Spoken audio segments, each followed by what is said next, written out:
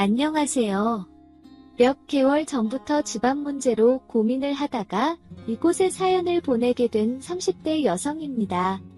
요즘에는 이혼과 재혼이 흉은 아닌 시대이지만 저보다 3살 어린 남동생은 결혼한 지 6개월 만에 지금은 이혼한 올케의 대학 후배와 바람이 났고 올케는 모든 것을 다 용서해 줄 테니 동생에게 바람을 정리하라고 하였지만 동생은 바람난 여자를 선택했고 결국 올케와 이혼을 하였습니다.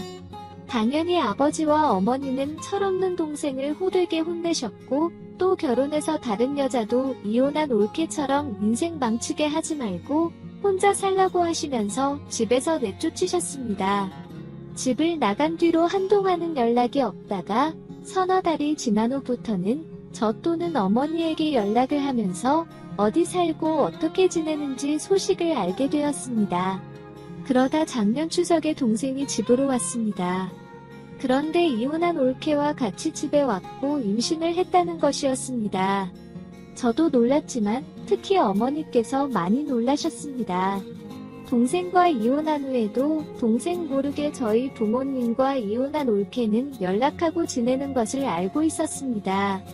두 사람의 결혼 기간은 짧았지만 고등학생 때부터 만나기 시작하면서 부모님과 올케가 알고 지낸 시간도 길었고 또 두 사람이 성인이 되어서도 만나고 만난 기간이 길어지다 보니 자연스럽게 양가 부모님들끼리도 자주 연락하며 지내셨습니다. 그러다 몇 년 전에 사고로 올케네 부모님 두 분 모두 돌아가셨고 이혼 후에 딱히 돌아갈 집도 없고 혼자 지내는 올케가 안쓰럽다며 동생 모르게 가끔씩 가서 반찬도 주고 매달 생활비도 조금씩 보내주시는 걸로 알고 있었습니다. 특히 무슨 문제가 생기면 아버지가 자주 가서 해결해주고 오셨습니다.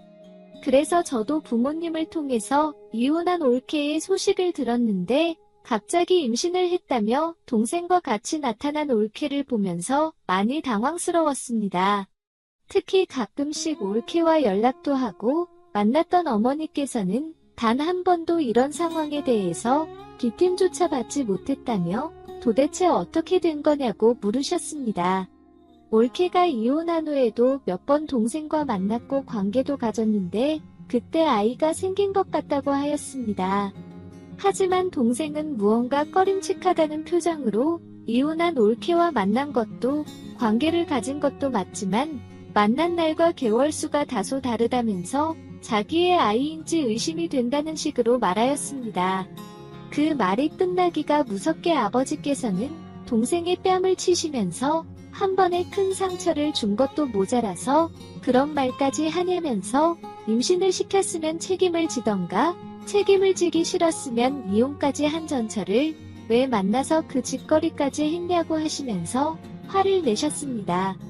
그러시면서 무조건 올케의 말을 믿지만 설사 올케의 말이 거짓이라고 할지라도 제 동생의 업보라면서 무조건 친자식이라고 생각하면서 유전자 검사 같은 것도 하지 말고 잘 키우면서 올케와 같이 살라고 하셨습니다.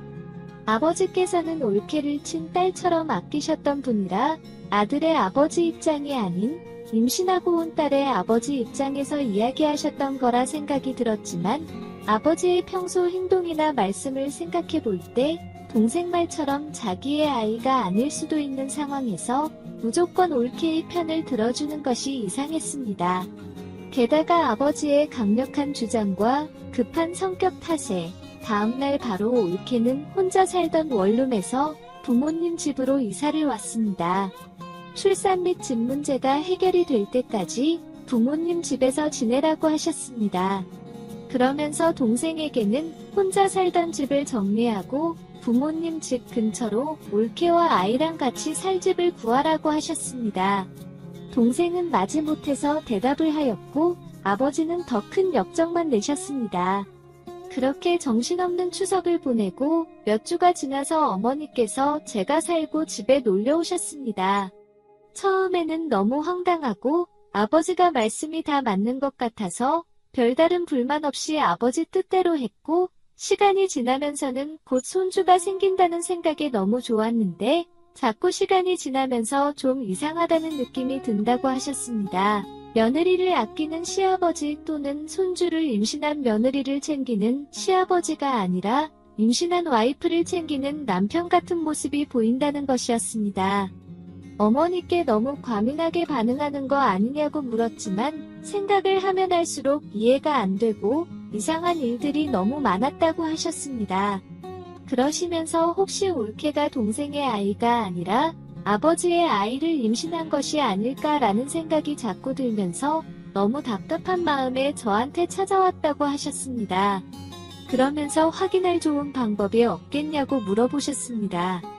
아버지와 올케가 솔직하게 말해주지 않는다면 유전자 검사를 하는 방법뿐인데 임신 중인 올케가 허락하지 않으면 아이가 태어날 때까지 기다리는 것밖에 없다고 하였습니다. 그런 일은 안 벌어졌을 거라고 생각하면서 아버지는 믿어야 되지 않겠냐고 하였습니다. 올케는 사돈 어르신들과 모르는 사이도 아니고 알고 지낸 시간과 돌아가신 것까지 다 알고 있는 데다가 남동생이 바람펴서 이혼까지 했던 상황이니 너무 미안해서 아버지가 올케에게 예전보다 더 잘해주시는 것 같다고 하였습니다. 어머니도 그렇게 믿고 싶은데 한번 의심하기 시작하니까 계속 머릿속에 생각이 들고 그러다 보니 괜히 아버지와 임신한 올케도 미워진다고 하셨습니다. 일단 제가 부모님 집에서 지내면서 올케랑 시간을 보낼 테니 아버지랑 같이 온천여행이라도 다녀오시라고 하였습니다.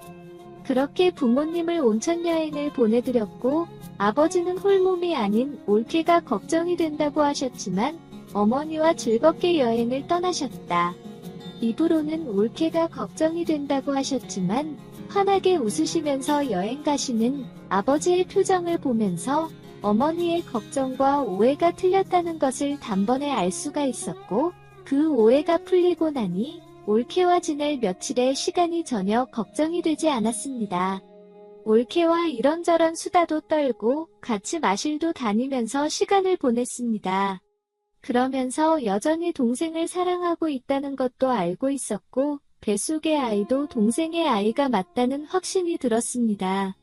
괜히 올케를 오해하고 의심한 것 같아서 미안한 마음도 들었지만 오히려 서로는 잘 알고 더 친해지는 계기가 된 것 같아서 좋았습니다. 이제 곧 출산 예정일이 다가옵니다. 출산 이후에도 아직까지 의심하는 동생과 조금의 오해가 있는 어머니가 있어서 유전자 검사 이야기가 나올 것 같은데 서로에게 큰 마음의 상처가 없이 잘 해결되기를 바라봅니다. 오늘의 사연은 여기까지입니다. 구독과 좋아요, 알림 설정 부탁드립니다. 긴 글을 읽어주셔서 감사합니다.